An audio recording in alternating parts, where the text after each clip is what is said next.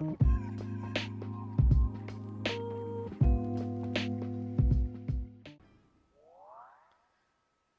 this game is long. I always forget. I'm scared of big crowds. I normally like speed run through this. I just speed click everything. Let's get that creativity back. You're chilling in your hotel room staring at the ceiling. Real. When you've already memorized the ceiling, you decide to call room service. Room service asks you, how can I help you? You tell room service you memorized the ceiling because you were bored. Turns out room service loves your room ceiling. They've memorized it out of boredom too. You talk about it for hours.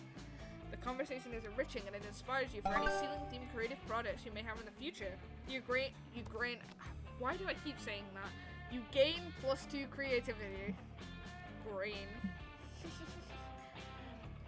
Later you're ready to head back to the con as soon as Nico finishes putting on their cosplay. Howdy, partners! Oh, the cowboy's back. Texas, lassos, hog tie, apple pie, a horse is a horse, of course, of course. I'm a cowboy, baby. No, not southern enough. I'm a cowboy, baby. What are you doing, Nico? You look dressed to me. Can we go? After I get into character, we can. I want to be the most accurate cowboy ever. And you're going to do that by reciting southern-sounding buzzwords? Well, yeah, that's what cowboys are all about. Nico, I'm starting to think you don't actually know that much about cowboys. Cowboy stuff! Sure I do. They wear cool hats, ride horses, and sometimes they climb mountains and explore each other's bodies. What a life. That hardly sums it up. Cowboys, as we know them, descended from Spanish and Mexican cattle herders named vaqueros, who reintroduced horses to the Americas in the year... Hey, Liam, you know cosplay's supposed to be fun, right? Because this history? Because this history lesson isn't fun at all. Do you want to be an accurate cowboy or not? Totally. I mean, darned right, partner. But didn't you tell me some facts about cowboys that are, I don't know, fun? Or are cowboys just way more boring than I thought? No way, cowboys are cool as hell. You just need to tell Nico the right cowboy fact to help them become the best cowboy they can be. The figure of the cowboy is believed to have ended at the beginning of the 20th century, when both cows and being a boy stopped being seen as the peak of coolness. That's true. The Wild West ended during the beginning of the 20th century, which informs the theory that no cowboy ever formed an appearance on Naruto's Chunin exams arc. I feel like Nico's gonna appreciate this one. Now you're talking. Oh, I totally get that. Sometimes being a boy is cool, but gender is way more comfortable for me when I treat it as a fluid, indeterminate state of being. Damn right, Nico. That's a refreshingly nuanced take coming from you. But that doesn't explain the cows. Why'd they go down in popularity? They're the coolest. That makes no sense. I hate to break it to you, but I don't remember any era where cows were the peak of coolness. No, it totally happened. Cows were all the rage until 1903, when the UN sent out their yearly poll. I just realized that was the UN, but that's okay. Sent out their yearly poll to find the coolest animal.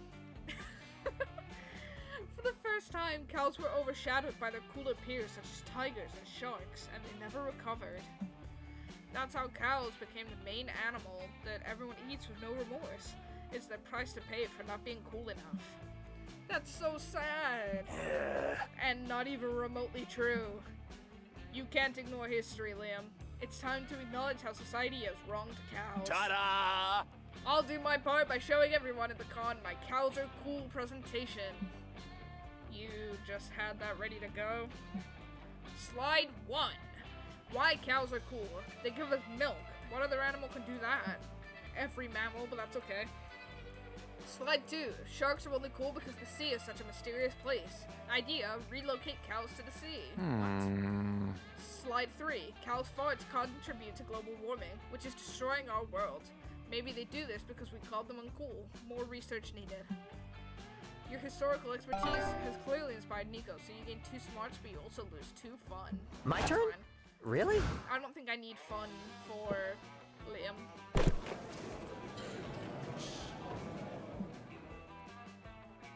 I forgot to read the first slide again, I'm sorry. After getting the required basics out of the way, you actually learn a lot of valuable information about world building mechanics. You gain 2 smarts from all that knowledge, and from learning so many new jokes. It's true. You must have dozed off during a panel because you wake up in the middle of a Liam prom cosplay contest. Liam and Zoe are chatting with Nico on the sidelines. Is Nico cosplaying Liam? No. So, which Liam are you cosplaying? Cartographer Liam? Brooding anti-hero Liam? Liam with a septum ring? Oh my god, he is. This is beautiful, actually. I went with classic Liam. What do you think? Wow, that's impressive. Where'd you get such an accurate costume? I found it in Liam's suitcase. It was real nice of him to pack a classic Liam cosplay just for me. I'm pretty sure those are just my clothes. Even better, because I gotta get deep into character to win this. I need to be the best Liam I can be. Then you must embody the spirit of my aloof artistry, beautifully tortured by an unaesthetic world. Cleavage! And show cleavage! How much is cleavage? Oh, the cleavage! Whether it's because they show cleavage or because they're wearing Liam's actual clothes, Nico wins the Liam prom cosplay contest. Woohoo! Congrats, Nico. You were the most Liam to ever Liam. I am Liam! Of course I was. I am the most Liam who has ever Liamed.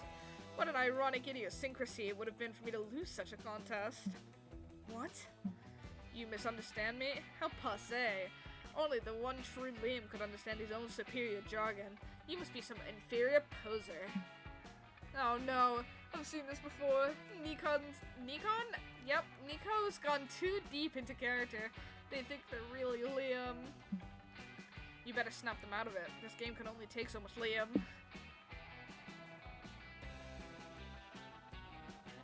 Challenge? Do I even want to try and read this? Challenge Nico to define anti-disestablishmentarianism. I think I nailed it. Liam owes me $100. Big word. That's easy. It's a trick question. Everyone knows there's no such word. No, it's real. Right, I knew that. I was just testing you, and you passed. You are a highly convincing Liam cosplayer, my friend. Thanks. Now define anti-disestablishmentarianism, please. I'll pass A. Well, I could bore you with the definition of such a menial word, or I could spend my time doing something truly enriching, like drawing two burly men kissing and touching each other's butts. For I am Liam, artiste of butts. No, we're not drawing butts right now. We're defining anti-disestablishmentarianism. I vote for butts. Is that set in stone? Could we take a vote on it? I vote for butts. Anti-disestablishmentarianism is a type of bird? Nope. Darn, I thought I had it. I guess I'm not Liam after all. But it's okay. Cosplay is a constant process of learning. One day I will truly become Liam. And now the one true Liam could show off his expertise of being Liam by defining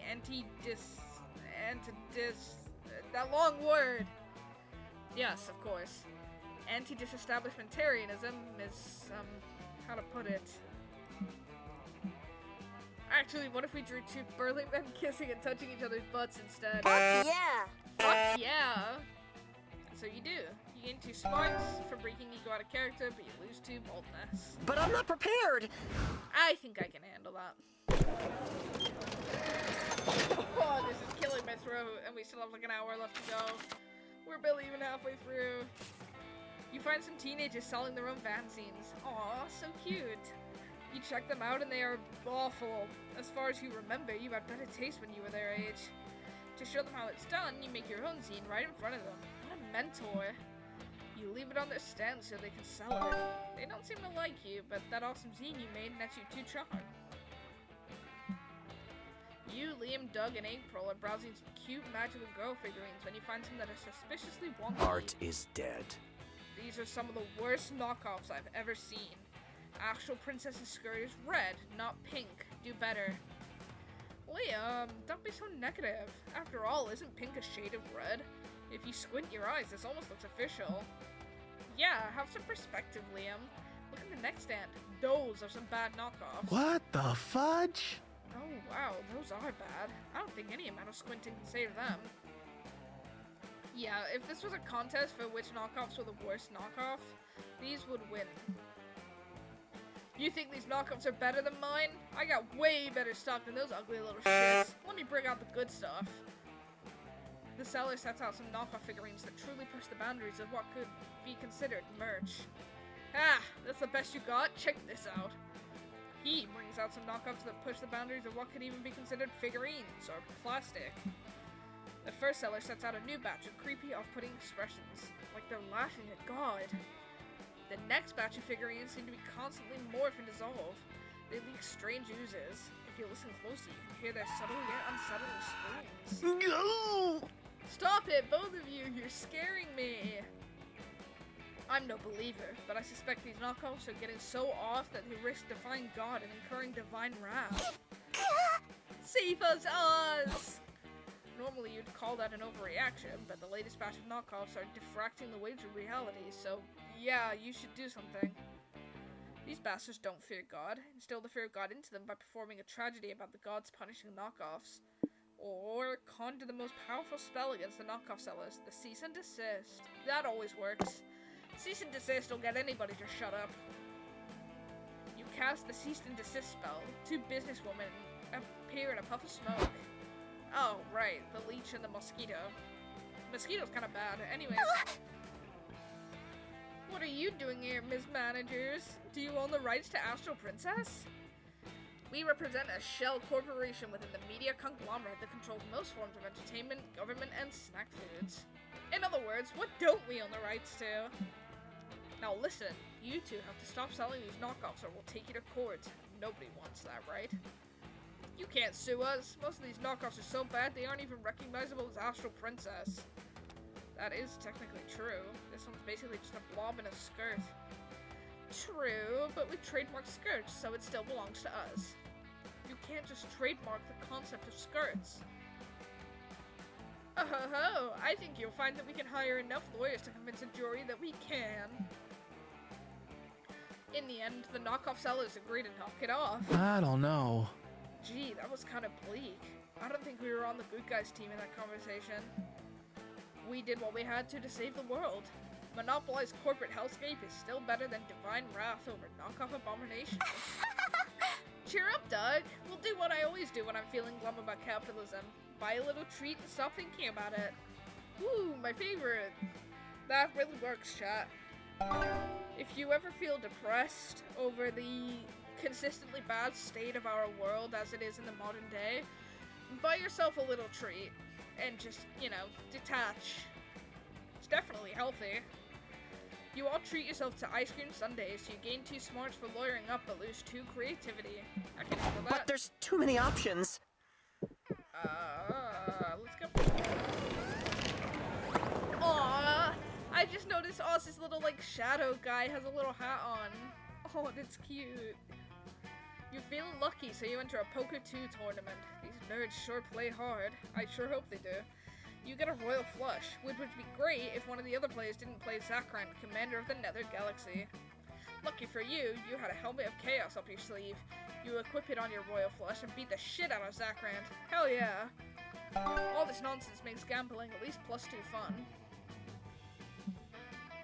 You then look over and see Liam, Omen, Doug, and Nico chatting in front of a scoreboard. Sports in your con? You better check this anomaly out. Oh, hi there. Hey Oz, do you want to play imaginary ball with us? What? You basically sit together and imagine you're playing a ball game. It's fun, probably. Ready to play? Let's have me against all of you. Ha! You've made a critical strategic error, Vampire. 1 versus 4 is a completely unfair distribution. You're right. It is completely unfair. For you 4. It is on. You and your friends sit down, close your eyes, and start imagining as hard as you can. You imagine yourself on the bench. You don't want to be left out, but you don't want to play sports either, even if they're imaginary. Do any of you see the ball? Are we winning?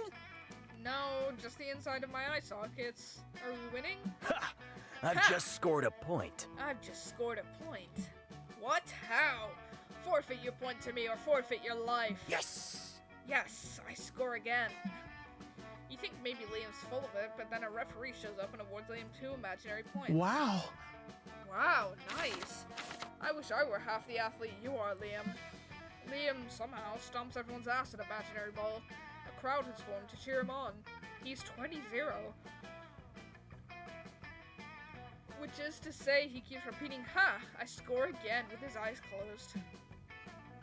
Ow! Sorry, gang. I gotta hit the bench. I think I twisted my imaginary ankle. Be gone from me! Fine! Be gone from me! Oz, get in there and win me some points, or I will twist both of your imaginary ankles. Shit, you don't have imaginary medical insurance. You'd better beat Liam in this game, but how? An anime mastermind plot twist. Well, that's always great. Revealed that you imagined that 1 week before your team paid millions of imaginary dollars to hire Liam, so all his points had been for your team. Or throw off Liam by asking him why he isn't wearing imaginary pants in the imaginary match. I feel like this is gonna get me maybe smarts, and this is gonna maybe get me like, I don't know, creativity. So, well, let's throw him off.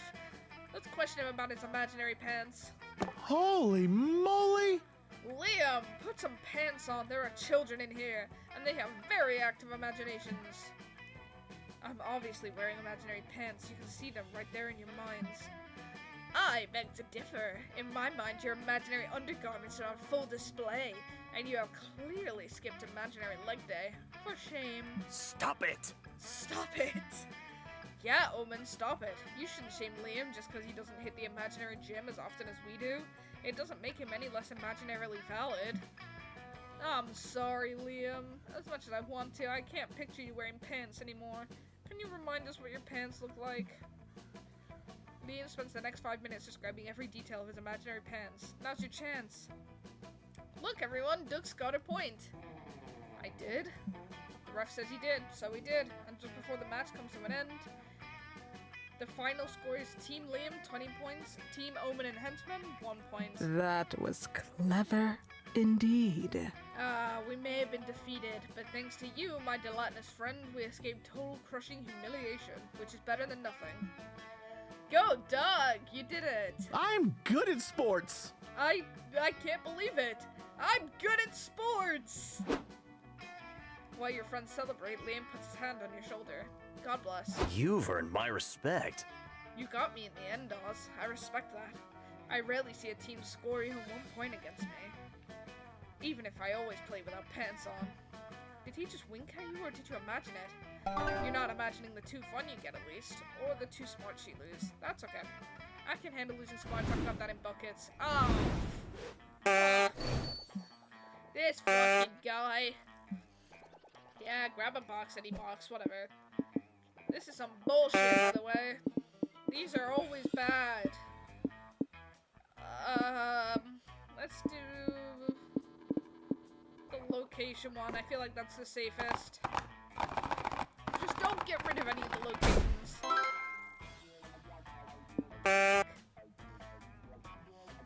Oh, fuck. Okay. Mamma mia, you got the classy Coliseum. Enter the games. The Coliseum is all about testing your luck. Will Lady Fortune smile upon you? Probably not. One location, it's always the same one, is now married to Fortune. Upon entering, the amount of stat you receive will be decided by a die roll.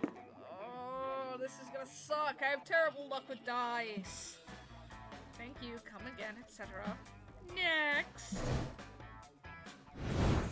Please don't be anything important.